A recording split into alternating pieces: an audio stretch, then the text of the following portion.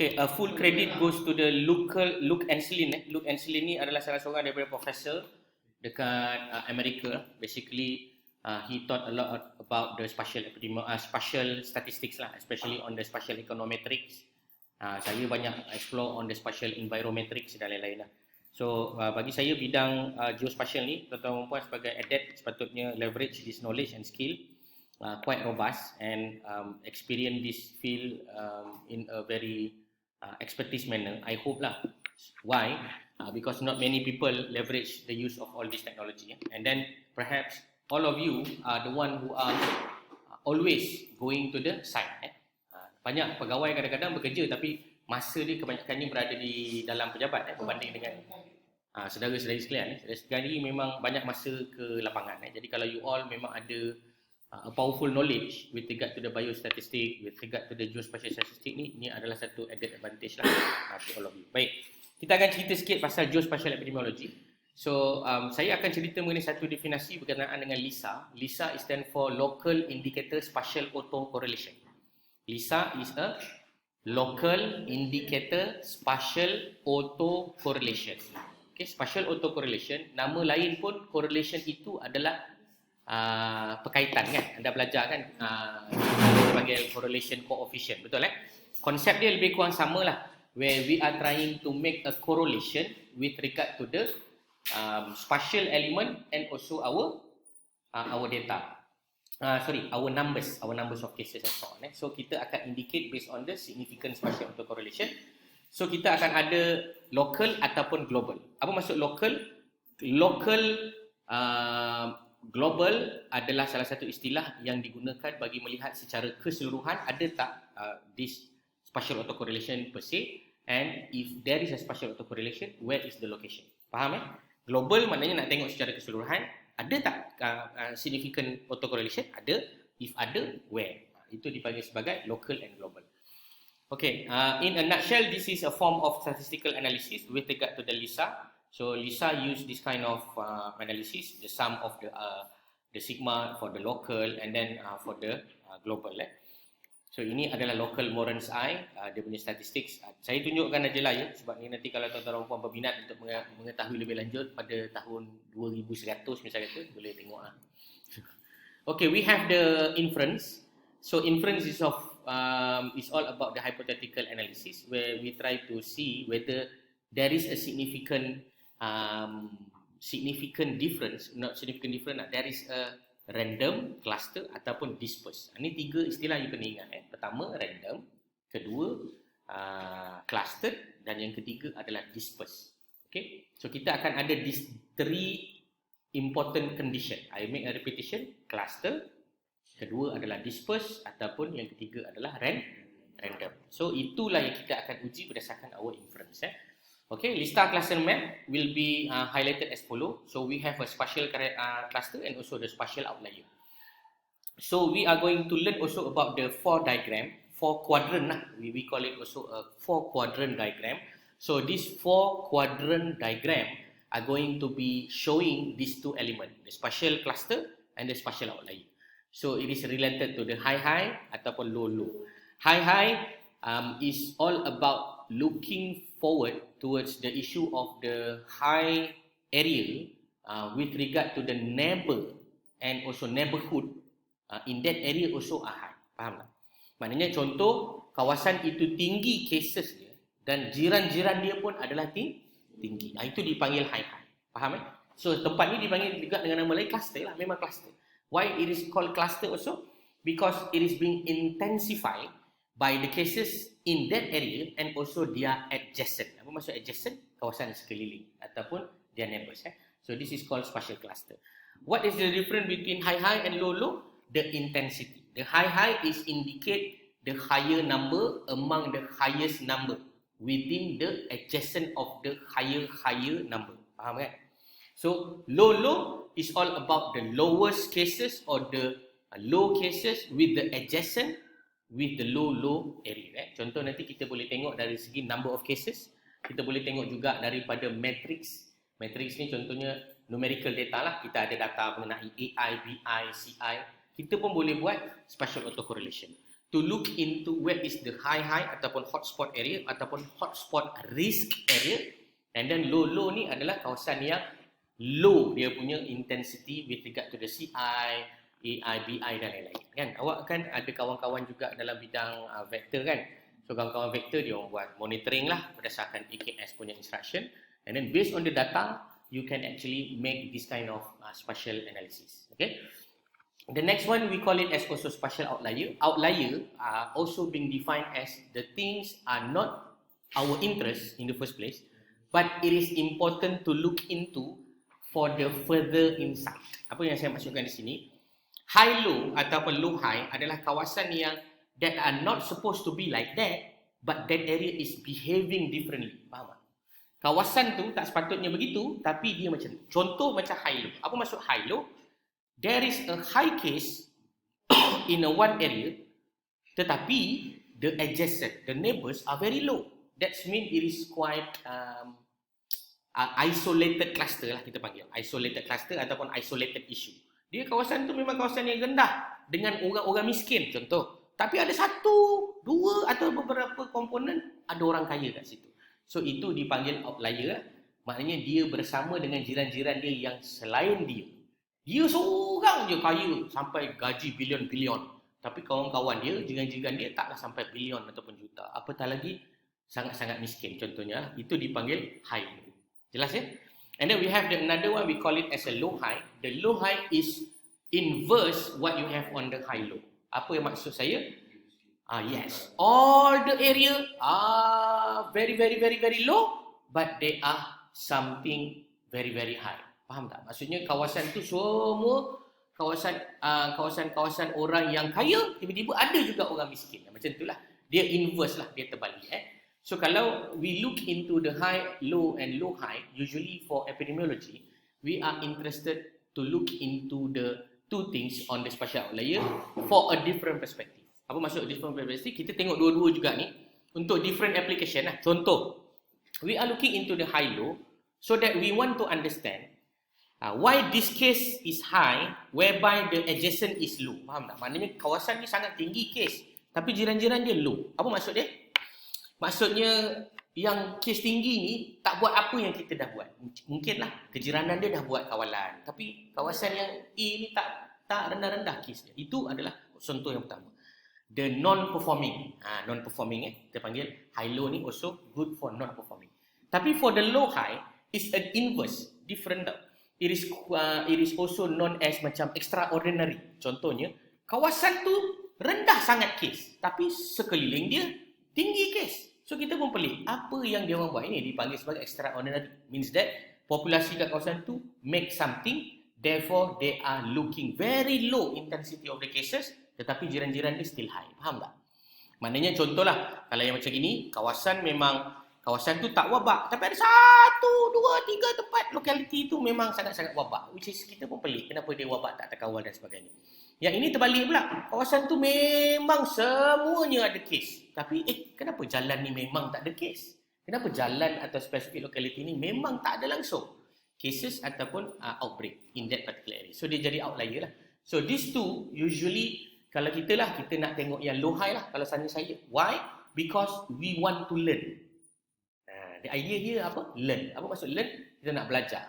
Apa yang kita boleh buat di situ supaya all the adjacent also become low. So dia boleh jadi spreading effect. Limpahan lah kita panggil sebagai overspill of the positivity ke good attitude ke beredar daripada low punya kawasan ni kepada kawan-kawan yang high tadi. Okay, this is all about the spatial outlier and also spatial cluster. I'm going to talk about this later on when you are trying to develop the LISA map.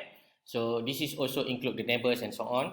Alright, so ni caveat. Caveat ini adalah salah satu daripada the idea to suggest the interested apa kita panggil? Whether there is a significant relationship ataupun there is no significant relationship or not. Okay, ini kita panggil sebagai caveats. Caveats ni dia advance lah. Alright, so saya tak cerita banyak sangat pasal caveat. Okay, saya cerita yang basic dulu on the LISA map. So this is the example of the LISA map. Spatial cluster core and neighbors. Can you see that one? We got the high, we got the low, we got the low high, we got the high low. So what is that mean by the high? Very high, and then the adjacent also very high. So this one is called hotspot. Betul This one is low, also known as cold spot. This one is nothing to do with the cases, and it is actually lower as compared to the other yang highest. Okay, low high and also high low, the faded color on the blue and also red are actually outlier. Apa maksud outlier? Dia inverse lah, dia pelik sikit berbanding dengan jiran-jiran dia. Macam low high maknanya dia punya case low tapi dia punya adjacent dia adalah high. High low adalah dia punya adjacent dia low tapi kenapa dia tiba-tiba high Adakah kita punya intervention are not effective and so on? Itu kita tengok pada high low. Okay, the Lisa cluster map also comprises of this kind of what we call it as a significant value. So one of the important things to look into this one is for the probability statistic lah, to see whether there is a significant or there is no significant. For most of the time, we need to look into the higher significant level. Means that the accuracy is beyond 95% confidence intervals. That means the best will be the very dark color lah, which is this one. Faham Sebab dia boleh imputate. Apa maksud imputate? They will performing some sort of algorithm and calculation in quite robust, so that we can simulate it in a different way. It is also giving the different significant level. However, we want to see the lowest one, supaya kita boleh reject null lah. So bila kita reject null, kita akan kata apa? There is a spatial autocorrelation. So dia punya null apa? There is no spatial autocorrelation. So bila ada spatial autocorrelation, that means there is some cluster. Ataupun there is no cluster. No cluster means that there is a disperse. Sebab kita ada kita ada cluster, random ataupun disperse. Itu kita punya hipotesis lah. So ini adalah dalam bentuk global statistics. We are going to see after this. So this is a spatial autocorrelation. I said already. This is based on the Luke and Celine, Professor Luke and Celine 1995. Dia yang introduce lah Lisa map ni tadi. And some of the Lisa map punya identification ini digunakan di dalam ArcGIS, tahu tak? Maksudnya algoritma yang dicadangkan oleh Luke and Celine ni memang banyak yang guna juga dalam ArcGIS. Tapi dia bukannya ArcGIS punya ni Joda. Joda ni developed by the team lah, oleh Luke and Celine and their team. Clustering and also cluster. What is the difference? The difference is the suggestion of the area and then how many cluster can we detect lah based on this. Clusters maksudnya banyak lah cluster yang terlibat. Clustering ni maksudnya tak banyak lah, ada satu dua Ini contoh kita punya quadrant. The different quadrant are going to be represented with a different condition. Okay, this one is high, this one is low. This one and this one is also called spatial outlier. Nanti kita akan tengok. Alright, so this is another one with regard to the spatial outlier. This region is called high-low. This region is called low-high. Atas ni apa dia? Low-high. Bawah ni adalah high-low. So ini kena ingat lah. Tuan-tuan kena ingat. So, nanti dalam exam tak silap saya ada ni. Dia tanya mana kawasan high-high, mana kawasan low-high. So anda kena ingat low-high biasanya kat sebelah atas. Bila kata low-high, kena ingat atas ni adalah low-high. Apa maksud low? Low cases tapi high dekat neighbors. Yang ini high-low, dia adalah high tapi low dekat neighbors. Okay? So ini high-high dengan low-low, you all semua tahu. Alright, so this is the category of the spatial autocorrelation. So kita akan ada some of this value lah. Kalau anda tengok category of the spatial autocorrelation, dia ada positif, dia ada cluster like value and then they are also negative. Atas sebelah kanan tadi adalah positif, bawah sebelah kiri adalah negatif. Okay? Ni semua adalah yang berkaitan. Alright, so ni adalah positivity ataupun negativity of the spatial autocorrelation. Anda boleh lihat lah dia punya bentuk ni, nampak tak? Dia pekat ke tak pekat bagi setiap satu pixelation. Lagi banyak dia pekat di sini, maka dia menunjukkan the increase of the positivity. Increase of the positivity. Okay, positive spatial autocorrelation, also known as clustering. Dia akan ada makna lain. It is also similar with the neighbors. More alike that they will be under spatial randomness. Okay. So ini adalah contoh apa yang kita akan nampak nanti dalam grid kita. If you see something that are being like this, that means they are positive spatial autocorrelation. What does that mean by positive spatial autocorrelation? There is a cluster lah. There is a cluster. Dalam disease kalau kita dapat macam ni, maknanya dia adalah cluster dan kita perlu buat kawalan bagi cluster itu. Itu je. Okay, what happen if there is a different? There is different means that it is not positive but it is negative. This one is called disperse. Ini yang kita tak nak. Yang kita tak nak sebab apa dia disperse? Bila dia jadi disperse, it become high intensity in any spaces. Dia merebak-rebak dan banyak dan kita cannot control it. And we have another one also we call it as random. Random ni maknanya dia tak significant. They have a possibility of a intensify. They are also having a intensity of the disperse. Maknanya dia tengah-tengah. Ya.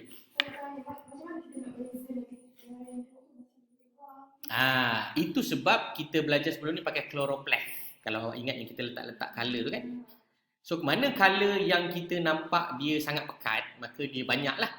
Mana yang color sangat rendah, dia adalah tak banyak kan case kan. So yang ini sebenarnya intensity chloropleth. Cuma nak tunjukkan kepada tuan-tuan dan puan, bila you do in term of spatial, that mean you are include also the adjacent ni, jiran. Nampak tak?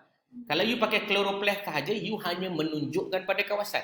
You tak ada matrices with regard to the neighbors. Tapi sebab itu bila kita buat SA, spatial autocorrelation, we need to run for weight. Apa maksud weight? Pemberat. Pemberat kita adalah apa? Kawasan dan jiran.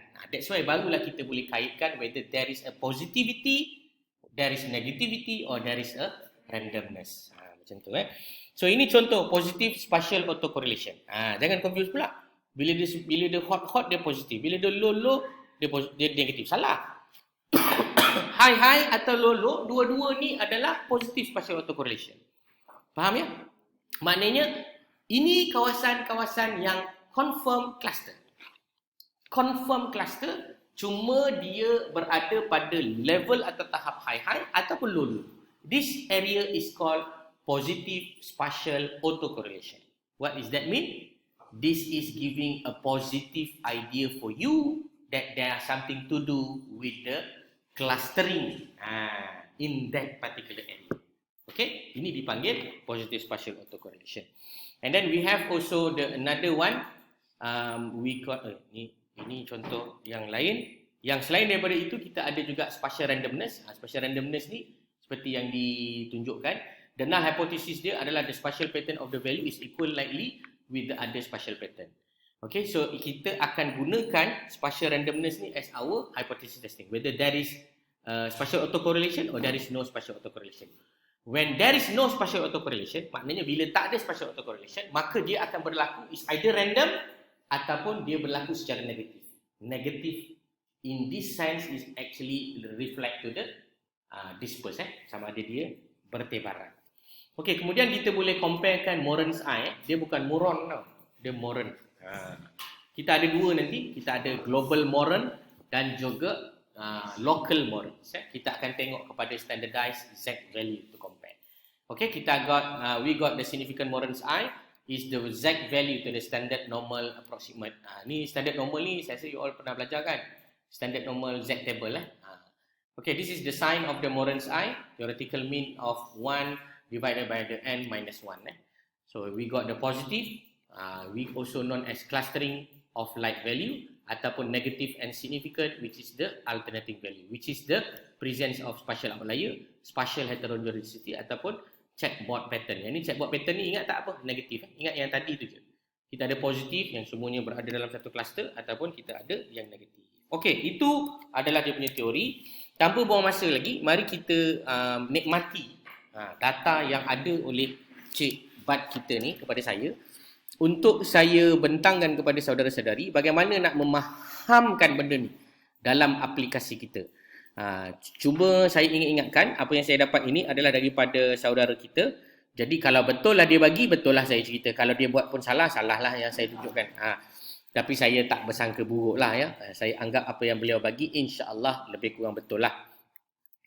Alright, so mari kita tengok sama-sama contoh data ini dan kalau bagus maka anda boleh adaptasikanlah untuk penggunaan bersama ya. So ini adalah contoh data daripada Encik Bad. Saya download dulu Encik Bad punya untuk save keep inside my computer, and then I also download yang simple punya iaitu Encik Izwan punya. Encik Izwan ada buat yang total tak? Sama juga awak week 1 sampai Joe Jason Okay, saya ambil yang Izwan punya dan mungkin juga anda boleh gunakanlah yang anda punya sendiri. Okay, I do believe that all of you is already doing it, right? So saya akan buat sekarang So first of all, I'm going to remove all the layers here, and I'm going to insert the new layers that I download just now. So I may begin with the simpler one, which is the week 1 and week 5 GeoJSON. This one I gathered from our friend Mr. Erwan. So this is the data, a simple one. Okay, this is very good. I got the week 1, week 2, week 3, week 4, and also week 5. So what I need to do after I already insert inside my layer, I need to SAVE. Apa tu? Save. I need to save it as the X-ray shape file just to maintain their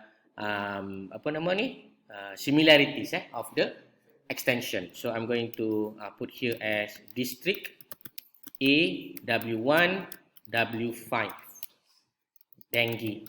This is example lah. I'm going to click OK and OK again. So I got already what we call it as a shape file. So this is my shape file. Selangor berapa banyak dah memang banyak lah kan. I got so many already. I also do not remember everything. This is the beauty of when you do the spatial, you're not really sure what is happening, but you will see lah, many things is already being generated for you. So this one is D lah, district A cases. Okay, boleh bayang yang saya ada ni apa? Kalau tak jumpa, saya boleh refresh. So kalau saya refresh, ni lah saya punya district A W1 SHP. Okay, so when I open it, the attributes table, this is the data. Okay, so now let us minimize our QGIS. The next step that I need to do to try and understand this partial autocorrelation exercise and also to understand it's much more better, let us open the data. Okay, first of all, I'm going to click this file, and then I have the opportunity to drag and drop the file here, or you can open it from the folder. Okay, I make a repetition. First of all, open your Geoda. Why I'm using the Geoda is because Geoda is free and it is also a GUI software. Apa maksud GUI? Graphical User Interface. That means you no need to write a coding. Okay, so what I can do is go to this button, open, and then followed by this icon, which is I need to open. What I want to open, I will open the X-ray shape file. If you can see also, they can open the GeoJSON. Wow, apa dia? Wow, maksudnya dia boleh buka GeoJSON lah. Tapi as a standard for our discussion, let us open the X-ray shape file.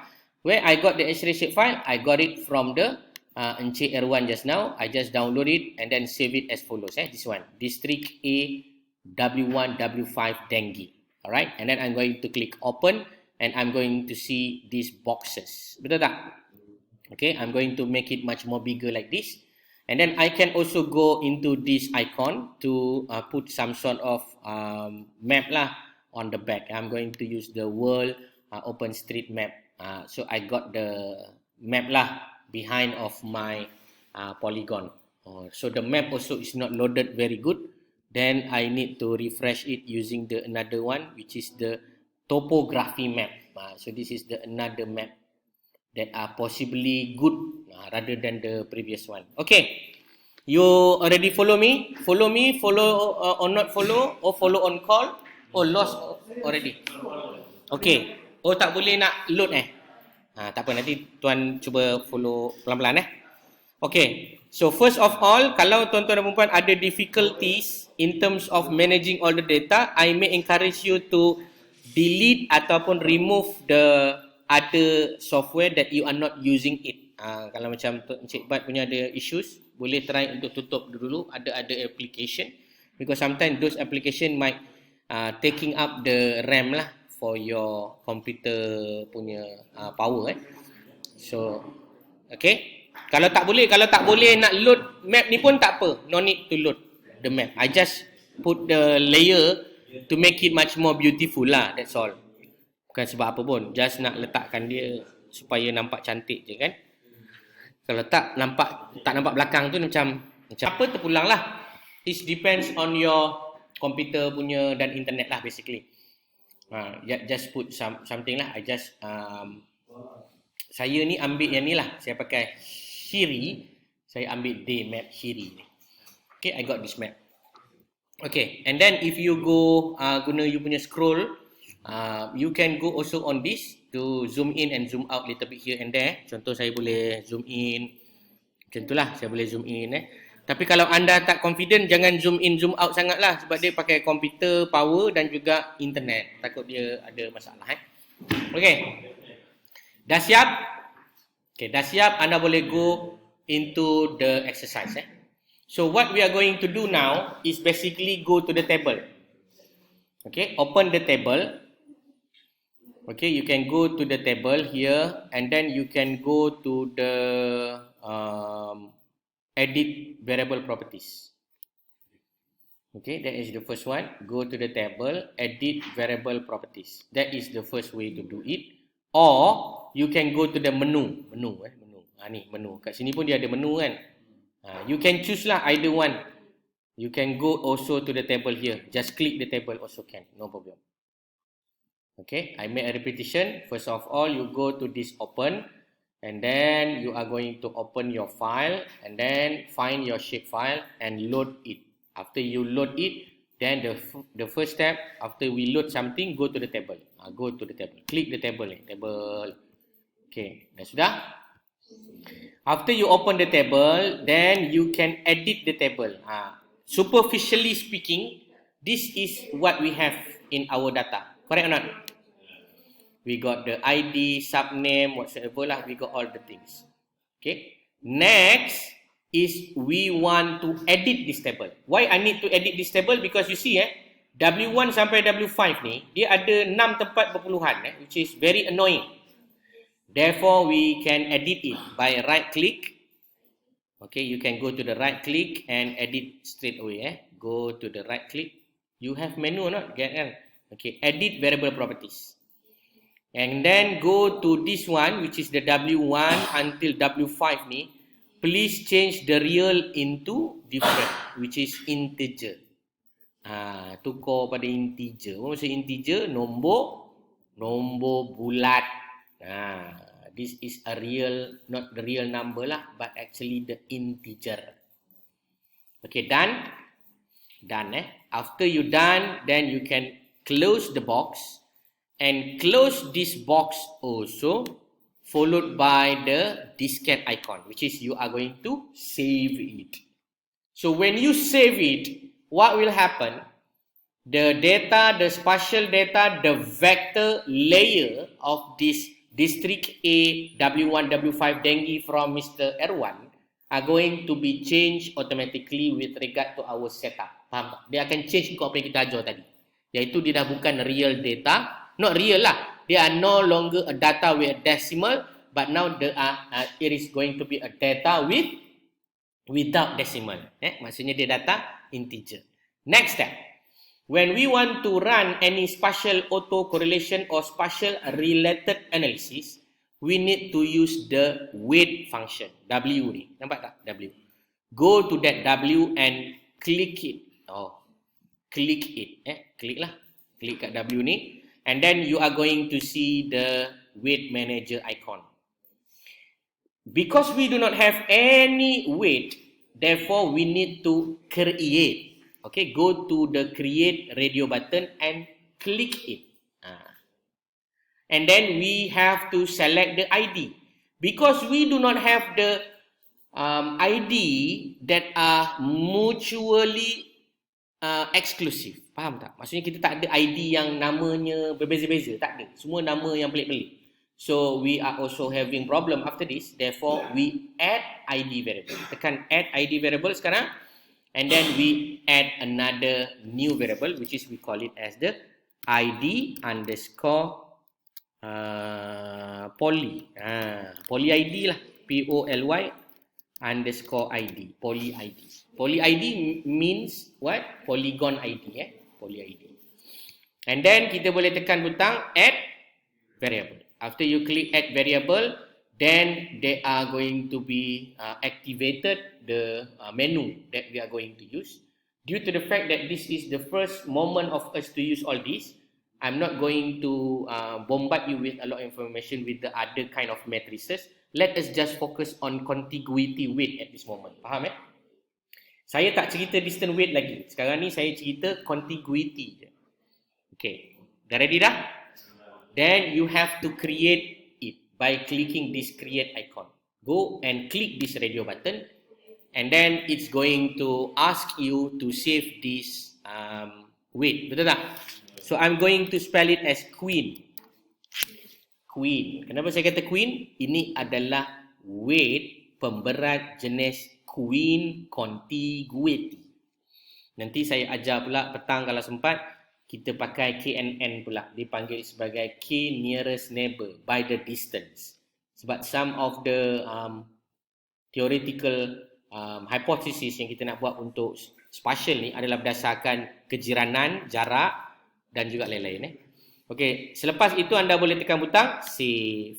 Saya savekan kat mana? Saya savekan dekat semuanya di dalam satu folder yang sama macam daripada mula saya cerita gitu ya. And then dia kata apa? Success.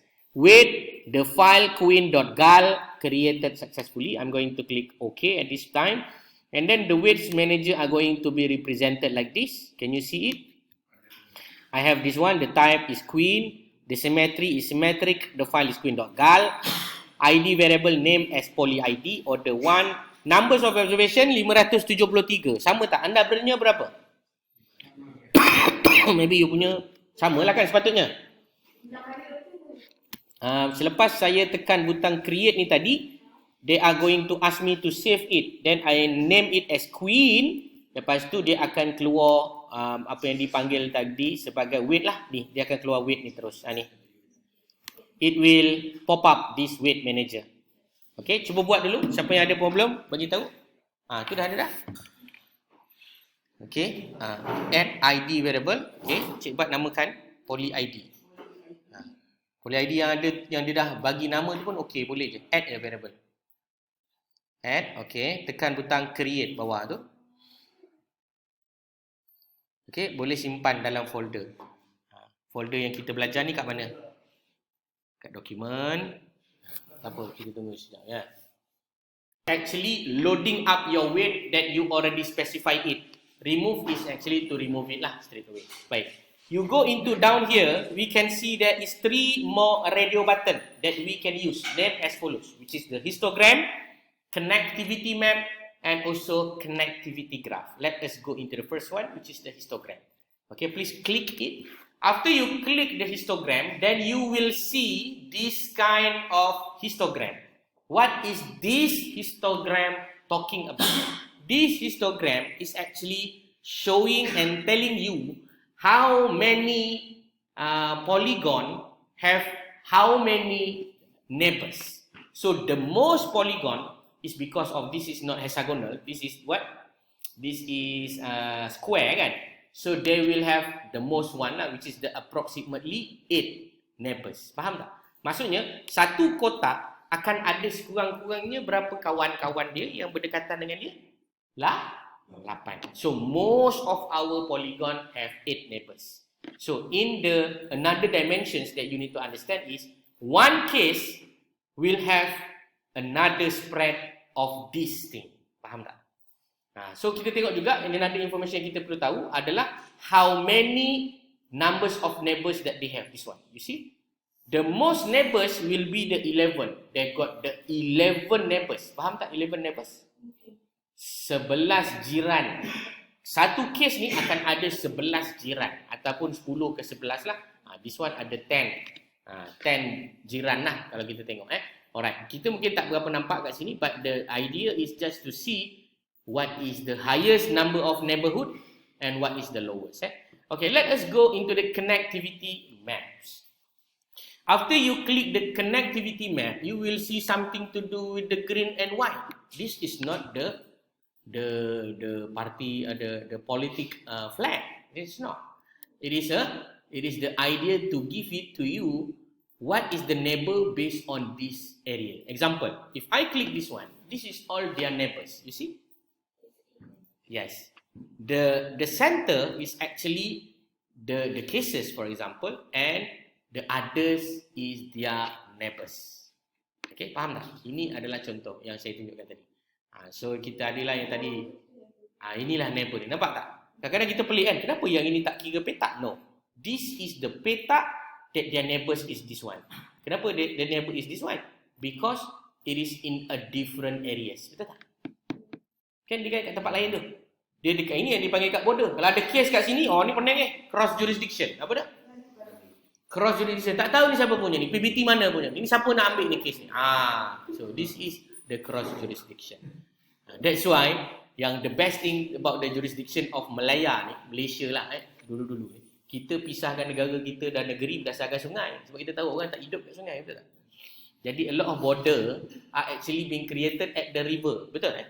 Macam Johor kan, Johor dipisahkan antara Sungai Muar dengan Melaka kan. So kita tahu ini sepadan negeri. You bayangkan kalau cross jurisdiction ni di antara negeri, ini siapa punya ni kan, payah tu kan. Betul tak? Tapi PBT nak buat macam mana kan. Sebab itu there are also not apa nama ni kita panggil, memang kita tak rasa pelik lah. Kalau dekat Selangor ni, depan rumah adalah majlis lain, belakang rumah majlis lain. Betul lah? This thing is happen lah kan. But of course lah, itu challenges lah yang kita must face it.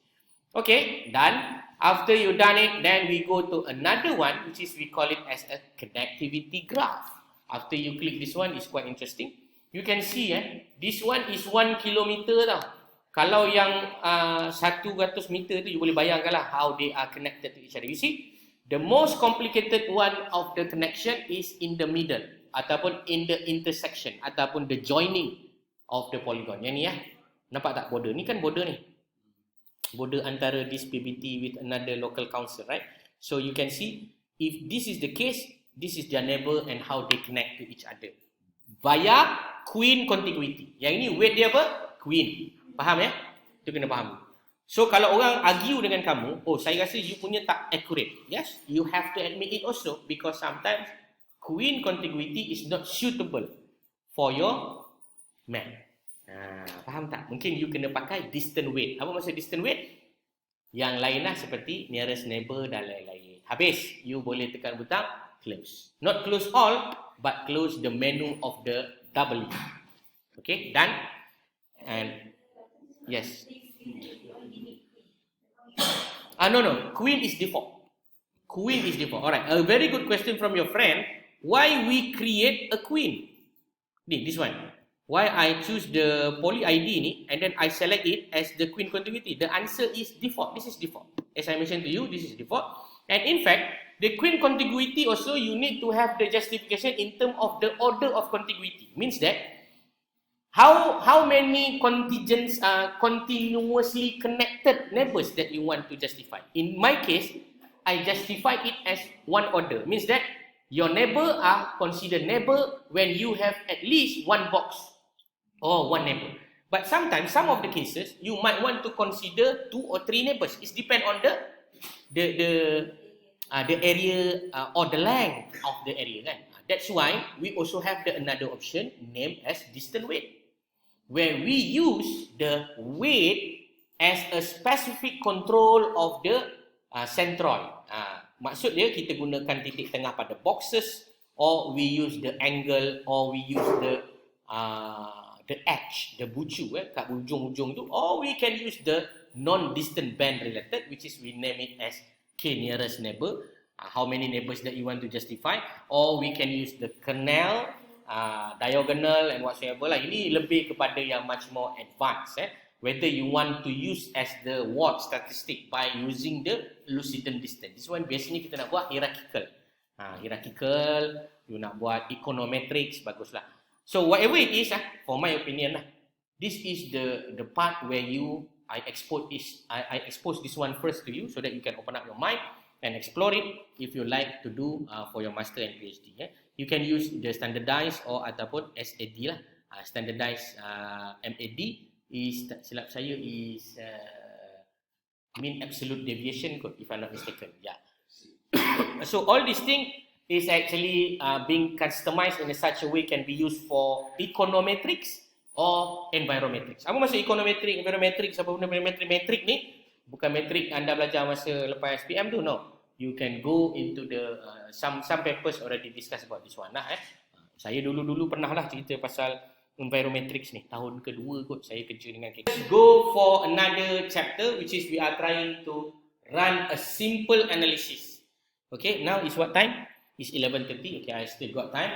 So let us go into a space analysis and then try to look at whether there is a spatial autocorrelation or there is no spatial autocorrelation. Okay, remember there are some things that you must keep in mind, that this is the example using Geoda and the data is being manipulated via QGIS. And this is using the 1 kilometer of the radius as a distance.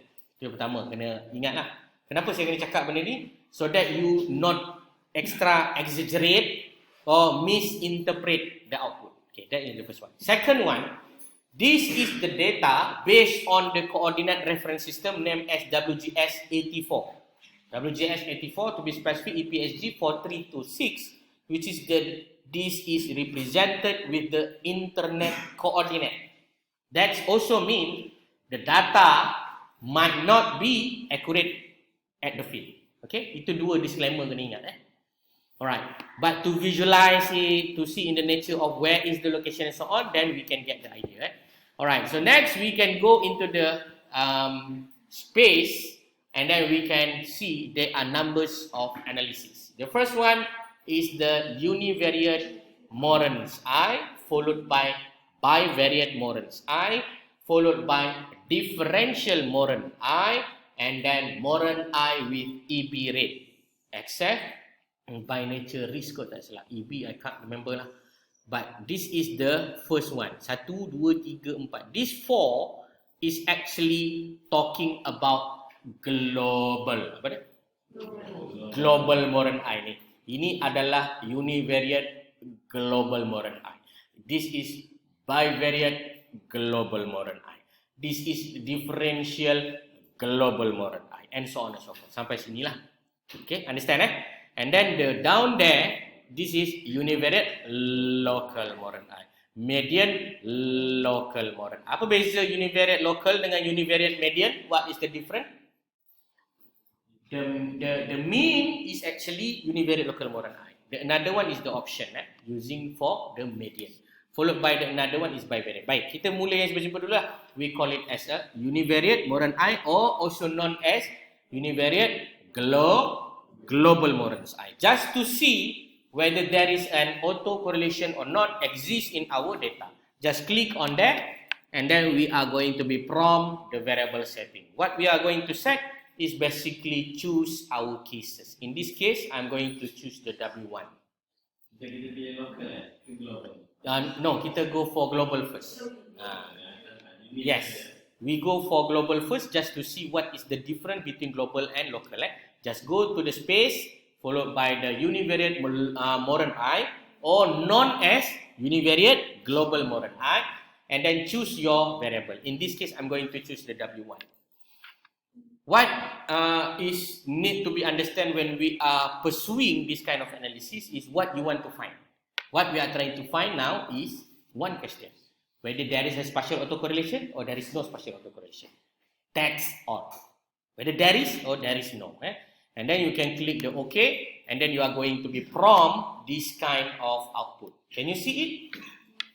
Yes. You already see it, and you can see the Moran's I statistics is indicate 0.204. 0.204.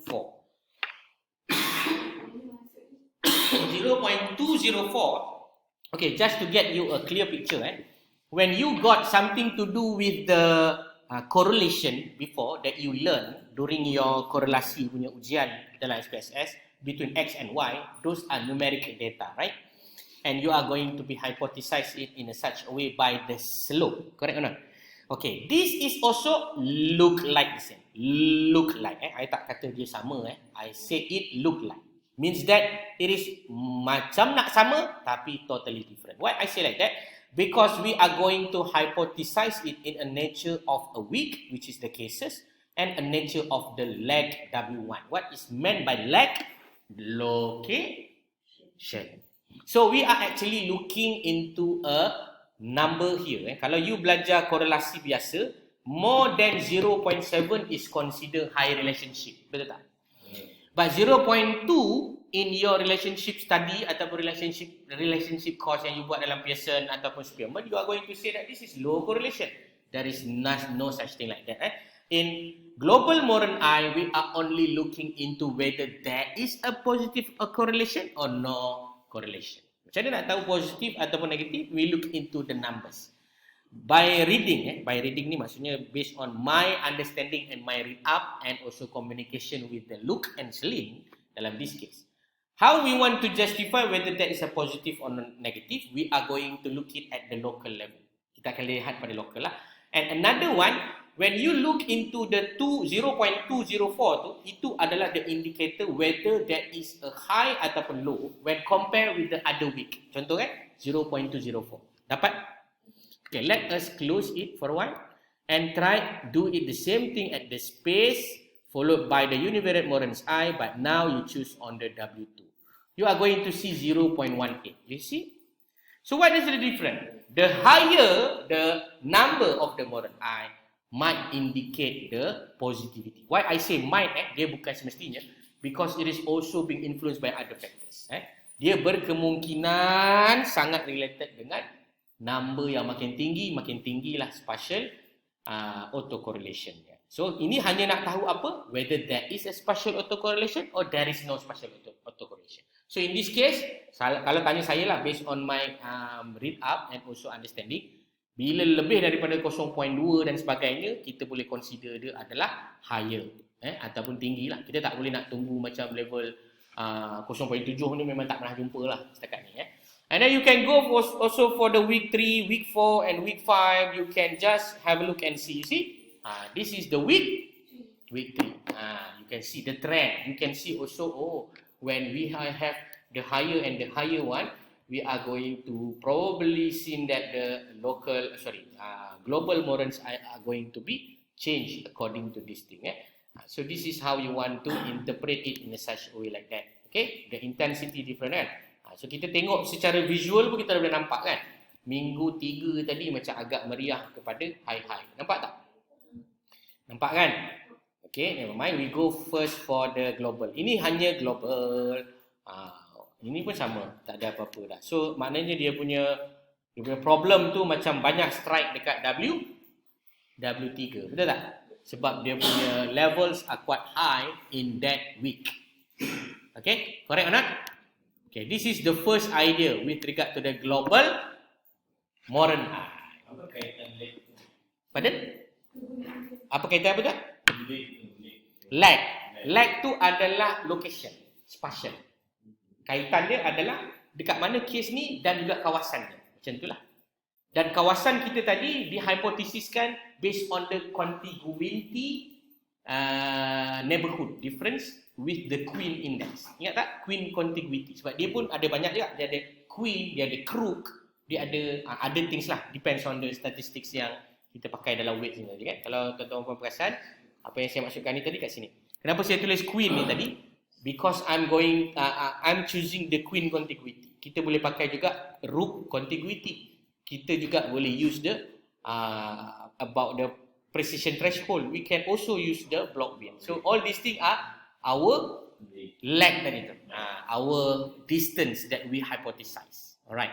So let us go into the much more interesting part of the analysis where we are trying to use the univariate local Morans I. I try my best to talk about the basic dulu iaitu univariate. Nanti later on baru kita go for bivariate and in differential. Dia ada sebab kenapa pakai bivariate and differential ni. Nanti kita go one by one. Okay.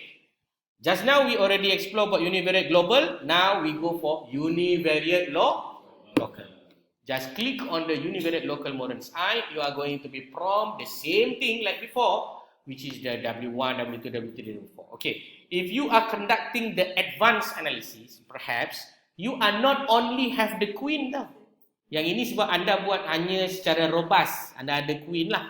Tapi by right you will have also the distance band by the weight of the based on the jarak. So that's why you akan ada banyak jenis weight yang ada lah. Okay, and then you can follow by the W1 followed by the OK button. You are going to be prompt what window to open. Correct or not? Then you are going to choose this all. You are enabling all the requested table, and then followed by OK. Then automatically you are going to see this kind of data are going to be produced for you. Okay, can you see it? Okay, you can see it already, right? Okay, let me just put another one to have the clear perspective is the table. Okay, so in a summary, I'm just going to share with you the idea lah. So we have a table, we have a map, and then we have what? We have also the other things lah. Okay, so on the top right, I have a map, and then I have the another one. Okay, let me just zoom it a little bit here. Okay, so I got a Lisa map. I got this one, the table. Ni example lah kan, kalau kamu nak buat laporan ke nak bentangkan secara mudah, therefore you can just arrange it lah nicely like this, and then interpret it accordingly. So when you share something with your pakar, then you know lah what you are going to talk about kan. So this is the interesting part why we can use the Joda for your analysis, even though might not be useful today. But I do believe that one day or later on, when a lot of people start to realize the importance of spatial epidemiology, then you can start to use it lah. Okay, so example, I just want to include one more based on the natural breaks up, percentile, quantile mag. So let me just go to this one.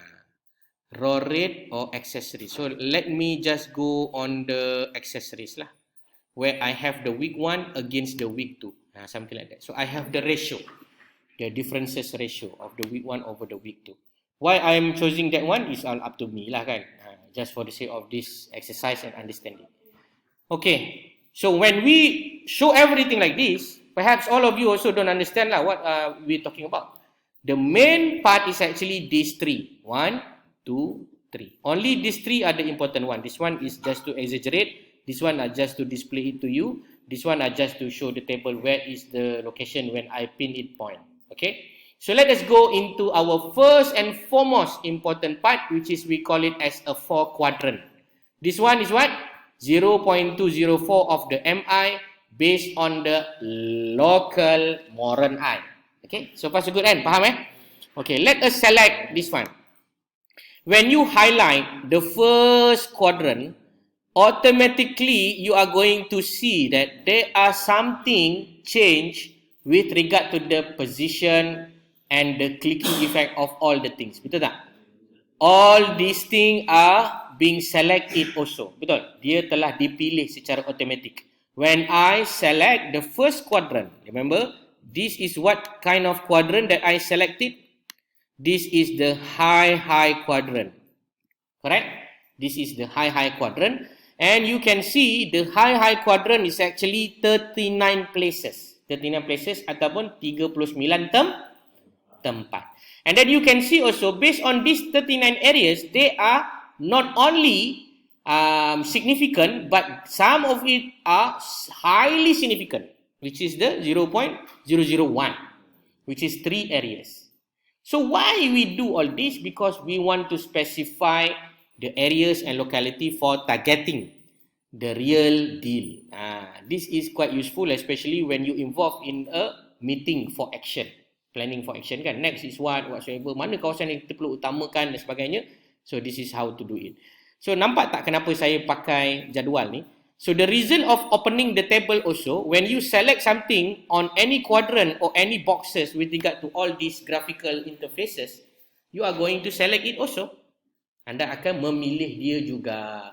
So if I'm going to highlight it ataupun I want to arrange it, I can go into this one, this box, and then right click followed by move selected to top. Faham tak?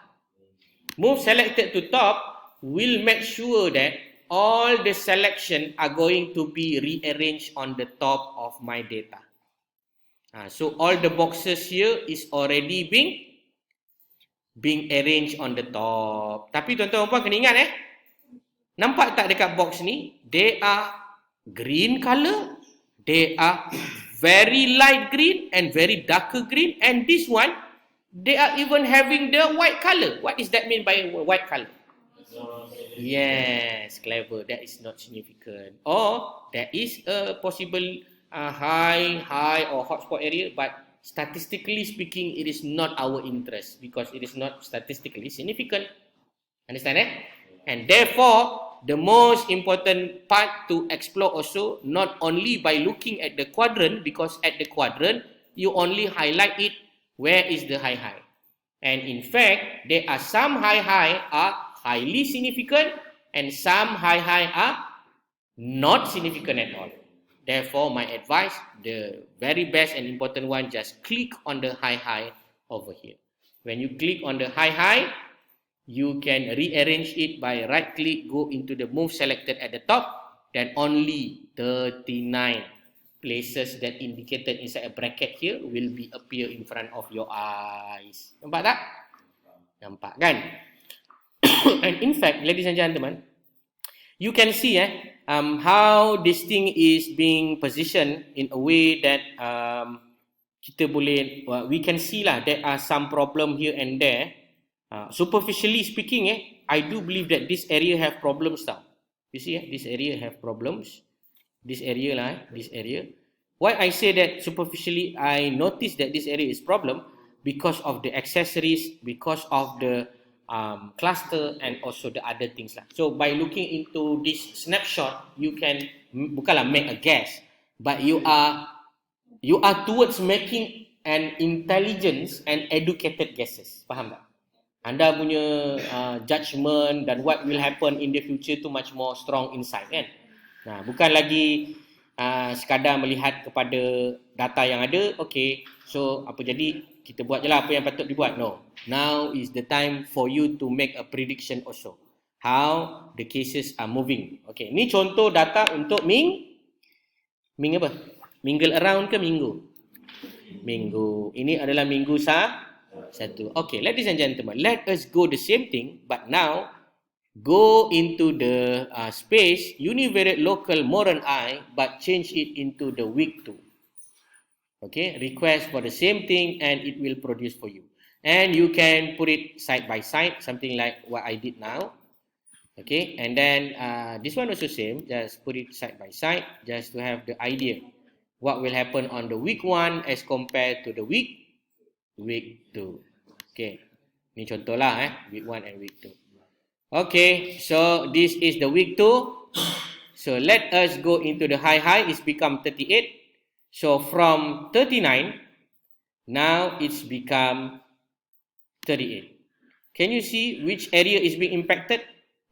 Give me one location that are being impacted from week 1 until week 2. I give you hint.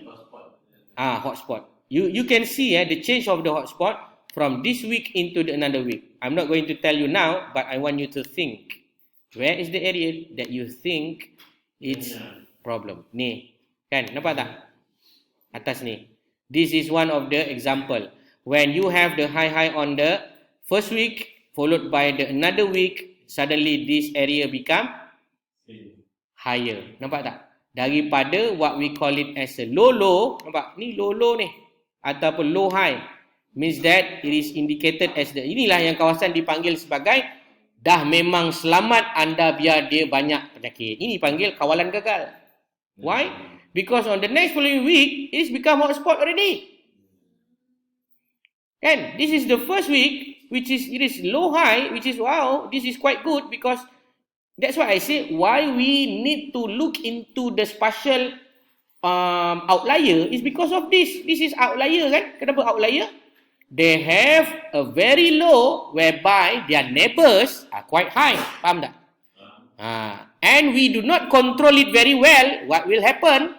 Then not only God give you the idea, but you also have the data and idea, but you do not want to control it, and the God give whatever that you request for lah, which is the outbreak. Kan? Cuma dia tak significant sangat lah kan? Cuba tengok ni. Is significant or not? It's not statistic. It is not highly significant lah, but statistically significant kan? 0.05 this area kan? Alright, so ini dipanggil sebagai a basic spatial autocorrelation in term of looking the temporal difference. What I meant by temporal difference? Perbezaan demi masa. Sesungguhnya manusia kerugian. Betul tak? Kan? And then if you go to the maps also, if you go for the natural breaks, yang tadi saya pergi kepada rates kan, saya pergi kepada accessories, and you can see I'm using the 1 against 2. Okay, let us go also for the 2 against 1. So you can see the same behave ataupun the pattern kan. Okay, this is the first week. Okay, you try to see this one. You try to see this table. What will happen if I go from this area to this area? You cannot see clearly lah kan what happened because it is not severe lah. It's not severe, but it is something to show to you that from ni kan contoh kan, dia kan daripada 2 kepada 1, faham tak? 2 kepada 1, faham tak? Macam mana ni sekarang? Tengok yang bawah tu ni. Mana yang ni? Yang belah kanan. Belah kanan. Ni. Ha? Oh, mana-mana? Awak cuba tunjuk, tak nampak sangat. Oh, yang ni. Oh, okey. Dia bukan hotspot, dia dari hotspot, lepas tu dia bukan nak, dia tambah. Oh, you also see that one on the bottom Oh, this one. Ni, This one. Okay. A good observe. Lepas tu yang kedua dia jadi 2, tapi dah tambah satu lagi. I see. Okay, this is another good idea observation from your friend, which is this one, which is it is a hotspot, but the adjacent is actually the spatial outlier, which is the low high. Means that there is a case, but quite low, and suddenly it's become hotspot already. You see, and then the another one, oh, that is an interesting story. And then the another one become the outlier pula. So this one is actually waiting the time to bomb correct or not? So this is also if we not exploit it using this kind of method now, perhaps later on also you will exploit it. However, this is the time that we need to use this knowledge to action. That's why lepas ni what you can learn and you can do is learn from whatever that you have in the data set that you have in the district nanti atau JKN, and then try to understand it for 1 year, for example, and then try to understand it for 1 month. If you can go into the deeper side of the day, which is you can go for the day, lagi bagus lah. Macam ni kan for week kan. So that means you can plan lah for 1 kilometer radius pun you can see there are some changes with regard to the spread of the disease. Even in the middle also you can see, right? This one. In the middle also there are something to do with the middle. Nampak? The middle here, not only showing the finger of the middle, but it is showing something, right? This one, no cases before, but suddenly it's there. You see, it's become an hotspot already. But in the first week, it is only an indicator. That's why the spatial outlier is very important, especially to understand the predicted pattern. Okay. But unfortunately, I only say and discuss about the hot ataupun apa ni? High. Okay, never mind. Let's go quickly on the second one, the low before we end our session. Okay, this is the low. So what is the low? The cases is very low with the cases, and also the neighbors also very low. Itu maksudnya.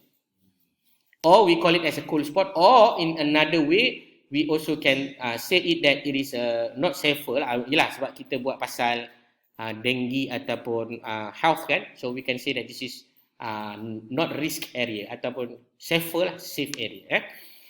Okay, and then we have the another 2 quadrant, which is the low high, which is this one, low high. And then we have the another quadrant, which is I do believe that this quadrant are going to be deeply discussed later on lah, selepas kita rehat lagi Nanti boleh Okay, so ini adalah the simplest example to share with you how we can perform the spatial autocorrelation, LISA, using the local indicator for spatial autocorrelation, using the statistics of global and local morons. Moron. Moron tu macam agak orang. Okay, so let me just go for another one. You can do it if you want. If you do not want to do it, also can. I just want to share with you, I'm doing the same thing, but now I'm going to use the W1 and W2 This one is bivariate local Morans I, space bivariate local Morans I, just to give you some clear perspective what is meant by bivariate. So bivariate is actually looking at the combinations of this thing. So you can see lah, this one is the week 1 and week 2. This one is week 1 and week 2. This is pardon. 999. Okay. 999 perm ni is a permutation. If you right click over here and you can go for the randomization, this is why what I said just now, you can change the permutation to be the another different permutation. Okay.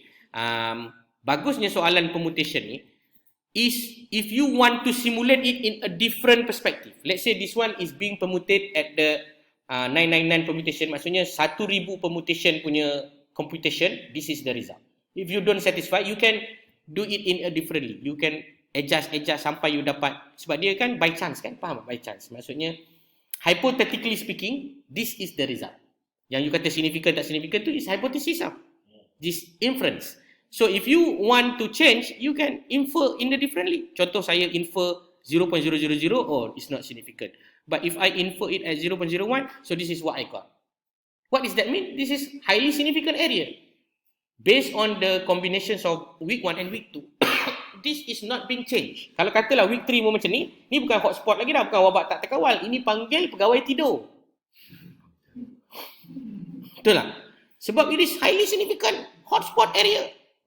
Kalau pergi week 3 macam ni juga, this is quite interesting. So, whoever stay here is either animal or we should declare this one is no longer outbreak tak terkawal tau. Ini adalah orang yang tak dikawalkan outbreak tu. Macam itulah kan. Okay, so itu dipanggil perm ni tadi. Faham ya? Permutation is the robustness of the setting lah. Macam you punya significant level lah. Randomization ni contoh yang macam you kata tadi kan. Ada up to this one, you can permutate it until let's say lah 100,000.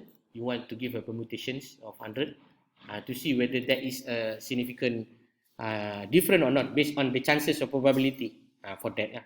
Tapi of course dia akan ambil computational power lah, and then you will see whether the area is significant or not significant. This one, nampak? This one is still a highly significant area or not a highly significant. Still same. This one is still tidur kan. This area. Okay, maintain. Ni panggil apa? Anugerah locality tersignifikan dengan case outbreak. Macam itulah contoh kan.